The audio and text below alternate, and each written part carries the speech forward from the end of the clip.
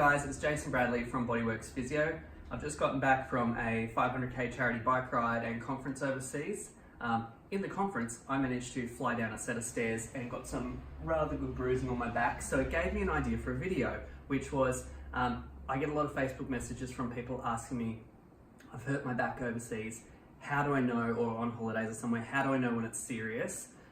Do I need to get help for it? So I thought I would do a quick video on what are the red flags. So if you come to see a physio, we often look for what we call red flags. So things that say to us, look, there's something really concerning, really important that we follow up with it here. So what are these red flags that we're talking about? So I was going through these myself in my hotel room after I'd managed to do this to see whether I thought I needed to go to hospital or get an x-ray after I'd done this.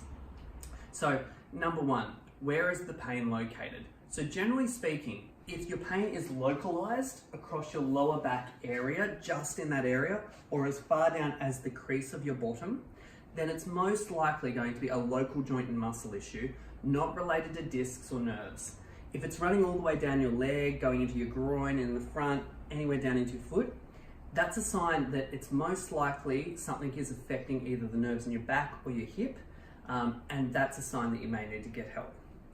The next big red flag, and it's a really important one, is if you have any changes to bowel or bladder habits. So if you suddenly lose control of your bowel or bladder, so you start peeing yourself or not being able to go to the toilet, aside from the fact if you're taking really strong painkillers with things like codeine in them, because they will make you constipated, that's a sign that the nerves that supply those areas, so if you're losing control of your bladder, those nerves are being impacted upon that come out of your lower back.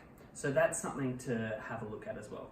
The other thing is anything like pins and needles, numbness, any of those unusual different sensations, if they're traveling down into your leg, also a sign to look at.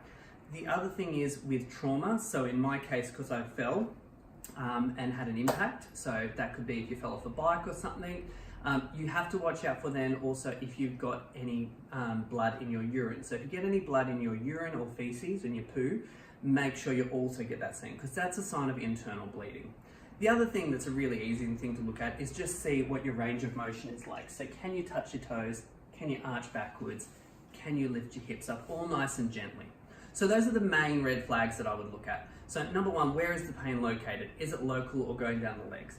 Number two, are you getting any loss of bowel or bladder control? Number three, are you getting any blood in your urine or feces? Number four, do you have normal range of motion? And number five, if you've got any of those nerve symptoms.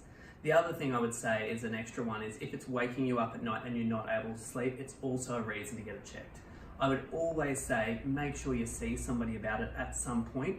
But if you're in a position where you don't know whether it's an emergency department or just sleep it off, that might help you make that decision.